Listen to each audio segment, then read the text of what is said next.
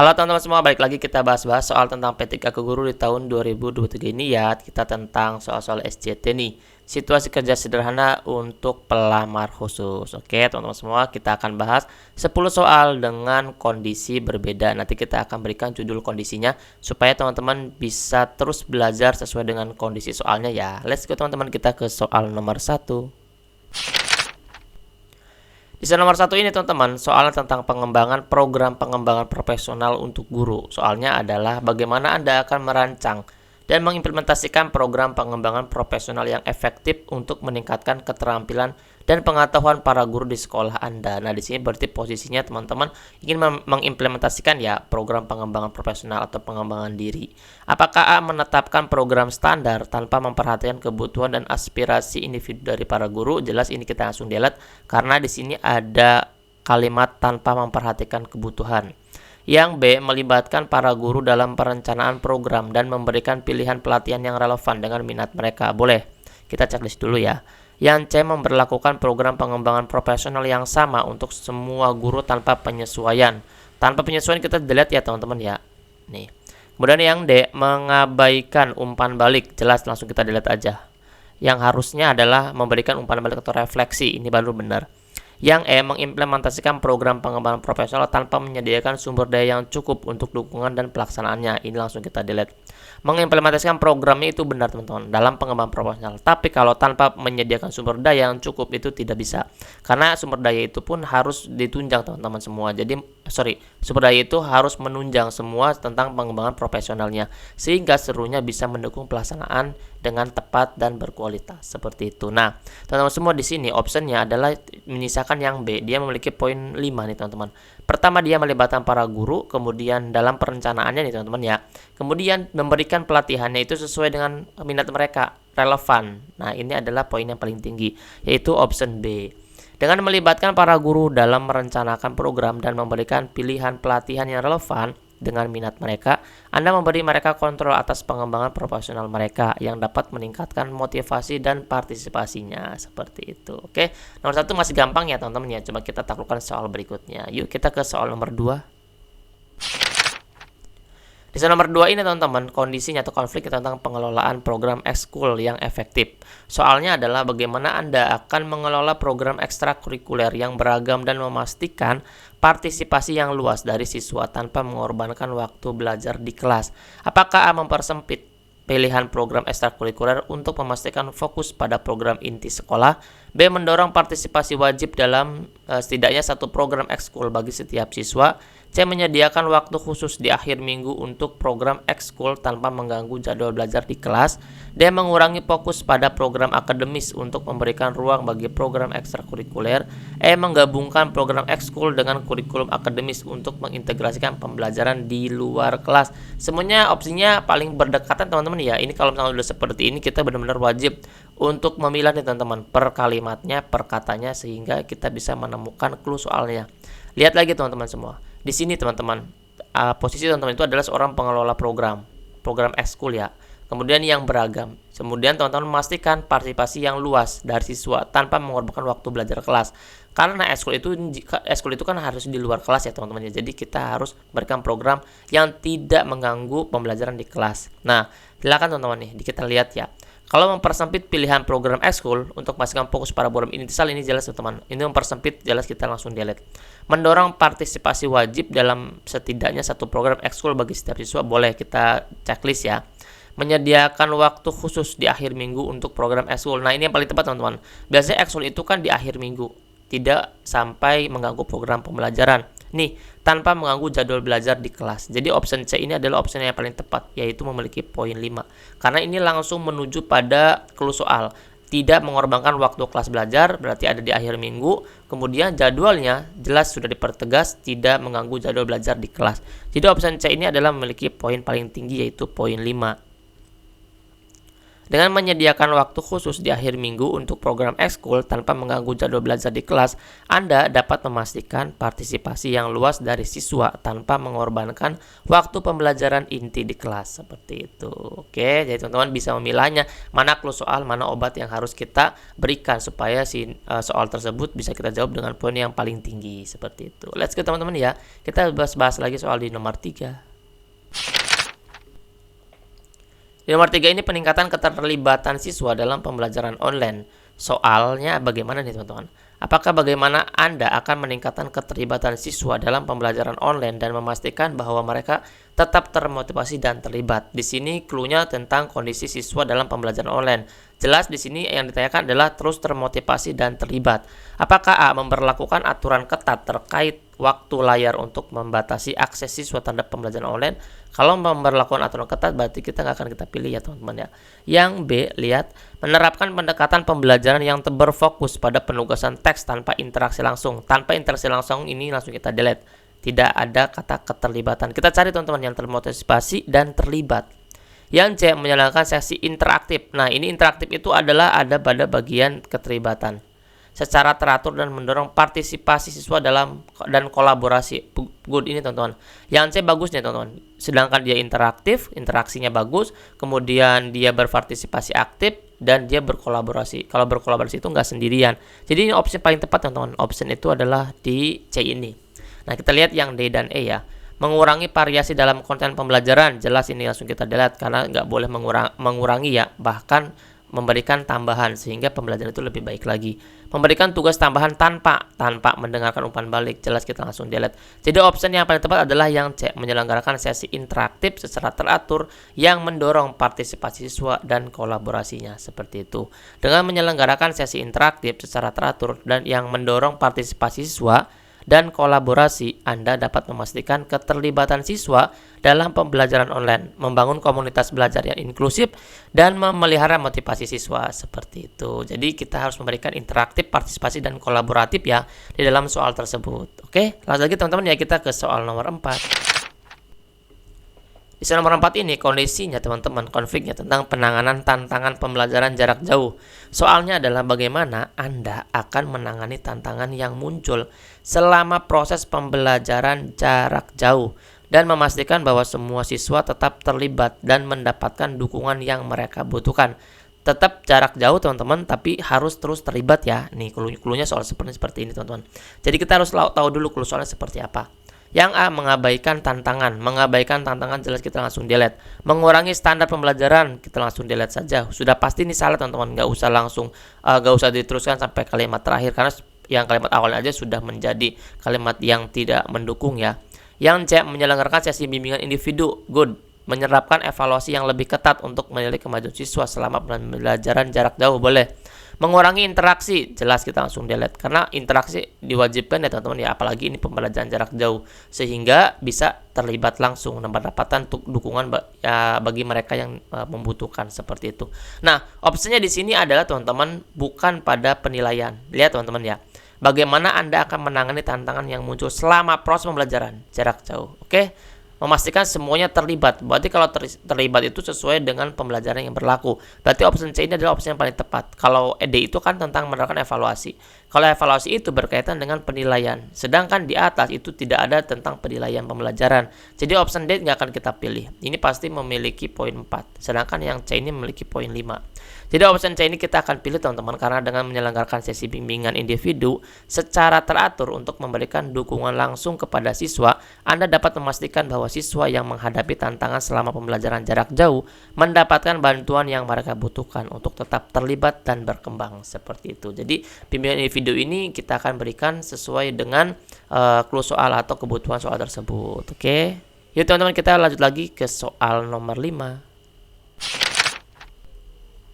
Di soal nomor 5 ini peningkatan kolaborasi antar disiplin. Soalnya bagaimana Anda akan mendorong kolaborasi antar disiplin di antara para guru dan siswa untuk mempromosikan pemahaman lintas mata pelajaran dan keterampilan integratif. Apakah A, menyelenggarakan proyek bersama yang mewajibkan kolaborasi antar disiplin?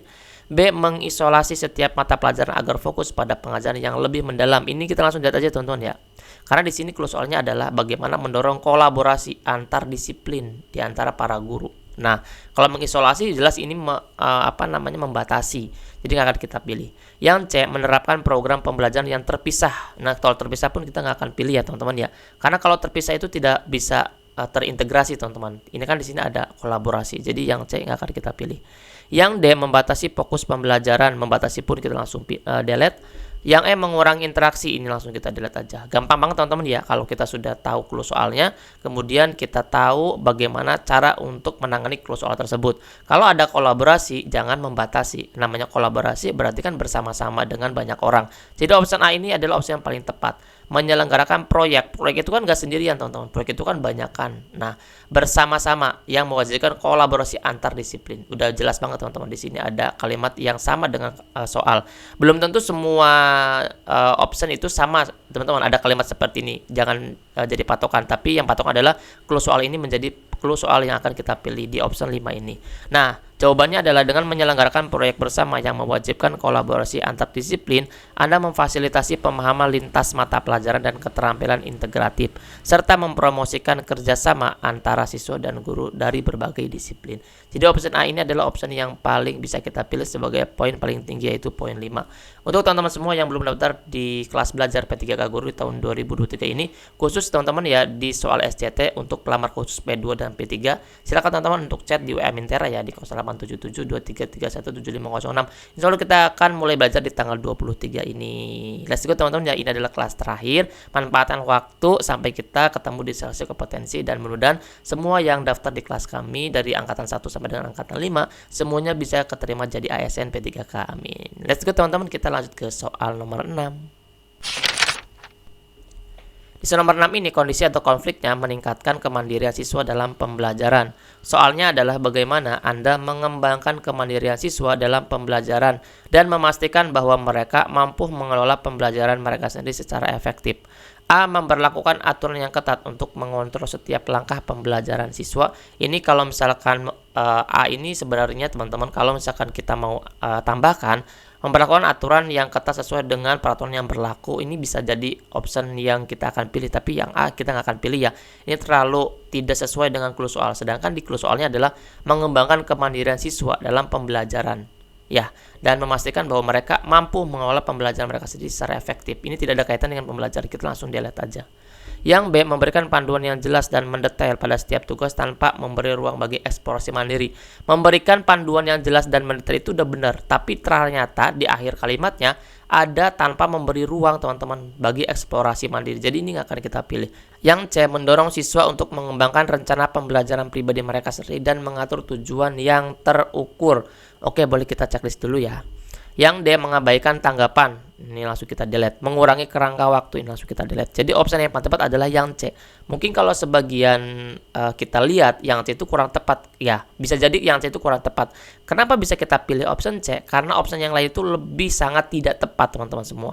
Jadi disandingkannya dengan option yang ada di sini, jangan disandingkan dengan option yang idealisnya. Kalau idealis itu kita harus pada peraturan yang berlaku, tapi lihat optionnya, apakah dia ada yang lebih baik apa tidak. Kalau selama option itu tidak ada yang lebih baik, maka kita akan pilih option yang memang biasa saja.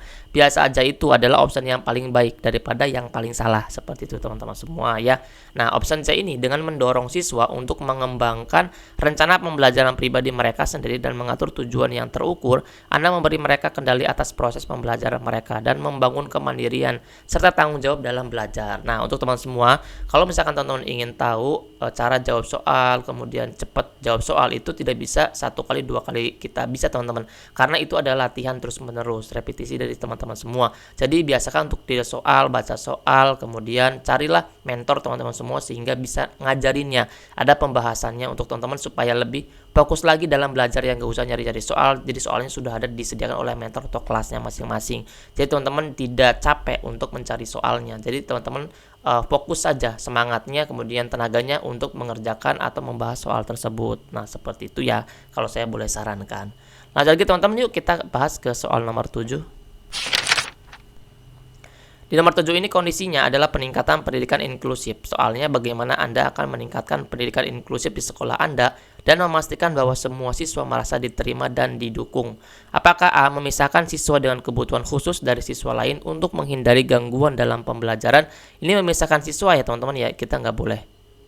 Pasti ini tidak akan kita pilih. Yang B. Mengurangi fokus, ini langsung kita delete.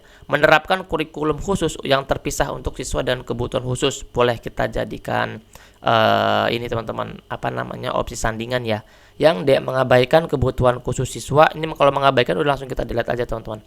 Yang E. Menyelenggarakan pelatihan reguler untuk guru dan staf sekolah tentang pendekatan inklusif. Good. Yang E adalah jawaban yang paling tepat teman-teman semua.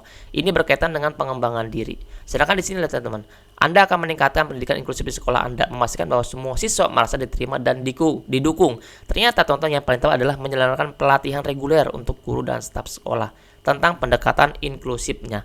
Dengan menyelenggarakan pelatihan reguler untuk guru dan staf sekolah tentang pendekatan inklusif, Anda memastikan bahwa semua staf terampil dalam mendukung kebutuhan siswa dengan beragam tingkat kemampuan, sehingga menciptakan lingkungan yang inklusif dan mendukung. Seperti itu. Nah, teman-teman semua wajib untuk lihat dan kritisi teman-teman setiap opsinya, sehingga teman-teman tuh yakin bahwa opsi yang ada itu adalah opsi yang akan kita pilih, itu adalah opsi yang paling tepat dari clue soal tersebut. Lihat ya teman-teman ya, jangan sampai teman-teman untuk lelah untuk belajarnya. Perjuangkan teman-teman semua impian teman-teman semua jadi ASN P3K. Terus belajar, jangan sampai teman-teman lelah untuk berhenti. Gagal itu hal yang wajar, tahun kemarin bisa gagal, tapi insya Allah tahun ini teman-teman bisa untuk mencapainya. Let's go teman-teman ya, semangat. Semoga semuanya bisa pada lulus, amin. Let's go yuk teman-teman, kita ke soal nomor 8. Di soal nomor 8 ini konfliknya adalah pembangunan keterampilan sosial dan emosional siswa. Soalnya bagaimana Anda akan mengintegrasikan pengembangan keterampilan sosial dan emosional ke dalam kurikulum untuk mempersiapkan siswa menghadapi tantangan sosial di dunia nyata. Apakah menyelaraskan pembelajaran keterampilan sosial dan emosional secara terintegrasi dalam setiap mata pelajaran? Yang A ini bagus banget teman-teman ya. Terintegrasi, di sini ada kata terintegrasi. Terintegrasi ini tidak terpisahkan. Nah, sedangkan di sini harus mengintegrasikan pengembangan sosial dan emosional. Yang opsi A adalah opsi kandidat paling tinggi nih poinnya. Kita lihat ya yang B, meniadakan pengembangan keterampilan sosial, meniadakan keterampilan sosial dan emosional, jelas kita langsung delete. Karena yang harusnya adalah mengintegrasikan atau mengkolaborasikan. Yang C, memberikan modul tambahan yang terpisah. Tidak ada kata terpisah kalau dalam integrasi ya teman-teman, malah menyatukan. Yang D, menerapkan pendekatan yang berpusat pada pengetahuan untuk mengajarkan keterampilan sosial dan emosional. Menerapkan pendekatan yang berpusat pada pengetahuan, boleh. Ini jadi kandidat yang kuat nih teman-teman untuk penyaing option A. Yang E, membatasi pengembangan keterampilan, tidak akan kita pilih. Nah, sedangkan di sini ada option A dan option D. Yang A, menyelaraskan pembelajaran keterampilan sosial dan emosional secara terintegrasi dalam setiap mata pelajaran. Ini paling tepat A ya teman-teman. Terintegrasi dalam setiap mata pelajaran. Sedangkan yang D, menerapkan pendekatan yang berpusat pada pengetahuan untuk mengajarkan keterampilan sosial dan emosional. Hanya berpusat pada pengetahuan saja, tidak terintegrasi dengan mata pelajaran yang lain atau tentang sikap dan psikomotorik yang lainnya. Jadi option D ini adalah option yang memiliki poin 4, sedangkan yang A dia memiliki poin 5. Jadi kita akan pilih option yang memiliki poin paling tinggi ya teman-teman ya. Jadi kita akan pilih option A ini. Dengan menyelaraskan pembelajaran keterampilan sosial dan emosional secara terintegrasi dalam setiap mata pelajaran, Anda memastikan bahwa pengembangan keterampilan tersebut merupakan bagian integral dari pembelajaran sehari-hari, membantu siswa mempersiapkan diri menghadapi tantangan sosial di dunia nyata. Jadi option A ini adalah memiliki poin paling tinggi, yaitu mengintegrasikan dalam setiap mata pelajaran. Seperti itu. Semangat teman-teman ya, kita lanjut di soal nomor 9. Di soal nomor 9 ini, kondisi konfliknya adalah peningkatan pemberdayaan siswa dalam pengambilan keputusan. Soalnya adalah bagaimana Anda akan meningkatkan pemberdayaan siswa dalam proses pengambilan keputusan yang terkait dengan pembelajaran dan kehidupan sekolah. Apakah A, memutuskan semua keputusan penting tanpa melibatkan siswa untuk menghindari kebingungan? B, memberlakukan aturan yang kaku tanpa memberi ruang bagi inisiatif siswa? C, melibatkan siswa dalam perencanaan kegiatan sekolah dan menyediakan platform untuk menyuarakan pendapat mereka. Ini good teman-teman yang C ya. Karena di sini lihat teman-teman clue-nya. Bagaimana Anda meningkatkan pemberdayaan siswa dalam proses pengambilan keputusan. Lihat ya, ada proses pengambilan keputusan, berarti ini adalah sistem demokrasinya yang terkait dengan pembelajaran dan kehidupan sekolah. Yang delete, mengabaikan, udah jelas kita langsung delete. Membatasi, langsung kita delete. Jadi yang akan kita pilih adalah option C. Walaupun di sini ada memberlakukan aturan yang kaku. Nih teman-teman, ada kata aturan yang kaku tanpa memberi ruang. Ini jelas kita nggak akan kita pilih. Ini adalah bertentangan dengan proses pengambilan keputusan tentang pemberdayaan sekolah tersebut. Jadi option C ini adalah memiliki option yang paling tinggi, teman-teman. Poinnya itu adalah poin 5. Kenapa bisa seperti itu? Dengan melibatkan siswa dalam perencanaan kegiatan sekolah dan memberikan platform untuk menyuarakan pendapat mereka, Anda memungkinkan mereka untuk merasa memiliki dan keterlibat, teman-teman. Adanya keterlibatan siswa dalam kehidupan sekolah yang dapat meningkatkan pemberdayaan dan tanggung jawab mereka sendiri. Jadi option C ini adalah option yang paling kita akan pilih karena sesuai dengan poin 5 tersebut. Seperti itu. Oke, teman-teman lebih jeli lagi ya dalam memilih option sehingga tidak masuk di option yang lebih bawah lagi. Teman-teman minimal optionnya adalah memiliki poin 4, tapi harus memiliki poin 5 karena kita membutuhkan poin banyak nih teman-teman. Let's go lagi teman-teman ya, kita belajar di soal nomor 10. Di soal nomor 10 ini konflik tentang pengelolaan konflik antar pribadi di antara siswa nih teman-teman. Siswa dengan siswa berarti ya. Bagaimana Anda mengelola dan mencegah konflik antar pribadi di antara siswa untuk menciptakan lingkungan belajar yang aman dan positif? Hanya lihat teman-teman, clue-nya tidak hanya yang aman tapi dengan positif. Lihat ya, ini adalah sebuah soal yang kita harus bisa jeli dalam menangkap optionnya teman-teman. Yang A, mengabaikan konflik, jelas kita langsung delete karena mengabaikan konflik itu tidak akan kita pilih. Jelas di sini harus menyelesaikan konfliknya. Yang B, menerapkan sanksi yang keras untuk setiap konflik yang terjadi untuk memberikan efek jerah. Boleh kita checklist dulu ya untuk menjadi sandingan option-option yang lainnya. Yang C, membatasi interaksi antar siswa untuk menghindari terjadinya konflik. Kalau membatasi tidak ya teman-teman ya. Harusnya ada treatment apa gitu, treatment yang jelas dan nyata sehingga treatment itu tidak membatasi tapi malah berkolaborasikan sehingga konflik itu bisa selesaikan dan pembelajaran lingkungannya adalah bisa jadi yang lebih aman dan positif. Yang D, menyelenggarakan sesi mediasi yang memfasilitasi komunikasi terbuka di antara siswa yang terlibat dalam konflik. Good teman-teman, yang D ini sangat bagus sekali. Di sini teman-teman menyelenggarakan sesi mediasi. Jadi sesi mediasi ini adalah salah satu indikator kita adalah proaktif, langsung memberikan kegiatannya. Yang apa? Memfasilitasi komunikasi terbuka antara siswa yang terlibat dalam konflik. Jadi kesemuanya itu terbuka sehingga akar masalahnya itu bisa kita selesaikan sehingga mendapatkan atau menciptakan lingkungan belajar yang aman dan positif. Kalau yang E, mengurangi fokus pada pengembangan keterampilan, ini mengurangi fokus nggak akan kita pilih. Kita mengurangi fokus itu nggak akan kita pilih, ini terlalu jauh dan ini membatasi. Jadi opsi yang paling tepat adalah yang D ya teman-teman ya, tidak yang B. B ini hanya menerapkan sanksi saja, tidak ada penyelesaian. Kalau sanksi terus, kita nggak akan pernah tahu mana akar masalah atau penyebab masalah yang harus kita selesaikan. Jadi option D ini adalah option yang paling tinggi teman-teman. Option 5, memiliki poin 5 seperti itu. Jadi yang B ini bisa memiliki poin 4. Nah, kita lihat nih.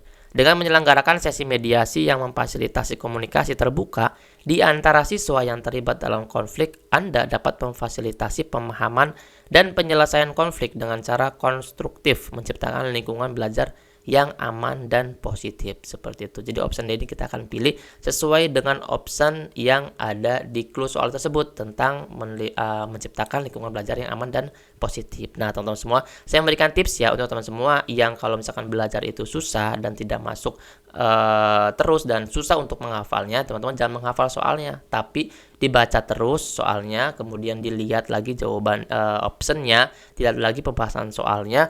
Nah nanti teman-teman akan terus terasah teman-teman, terus terasa bagaimana cara kita ambil soal tersebut, kita ambil option tersebut. Karena kalau menghafal soal ya nggak bisa, karena soal dalam SJT itu kan terus menerus meningkat dan berkembang, tidak hanya satu. Jadi teman-teman kita harus lihat, makanya ada di sini diberikan kondisi konfliknya apa sehingga teman-teman bisa lebih ini lagi yakin dan teman-teman bisa lebih cepat lagi dalam menangkap opsinya ini karena konfliknya tentang pengelolaan antar pribadi siswa, jadi harus dimediasi. Nah itu penting banget untuk teman semua yang kalau belajar itu harus selalu textbook ya teman-teman ya. Kalau misalkan seperti itu, coba lagi teman-teman balik lagi ke soal nomor 1, terus diputar sampai dengan nomor 10, terus diputar sehingga teman-teman itu benar-benar peka banget terhadap option yang ada seperti itu. Oke, teman-teman, mudah-mudahan ini 10 soal ini bisa mengatakan teman-teman semua menjadi ASN P3K ya. Amin. Saya doakan semuanya teman-teman yang menonton, yang like dan subscribe, teman-teman semua bisa jadi ASN P3K. Jangan lupa ya teman-teman ya, di subscribe channel kedua ini, dan teman juga bisa subscribe channel kami yang pertama di Lentera CPNS X Navigator Guru. Terima kasih teman-teman semua, nanti kita update lagi di soal berikutnya. Mudah-mudahan lancar ya teman-teman ya sampai selesai kompetensi. Dadah.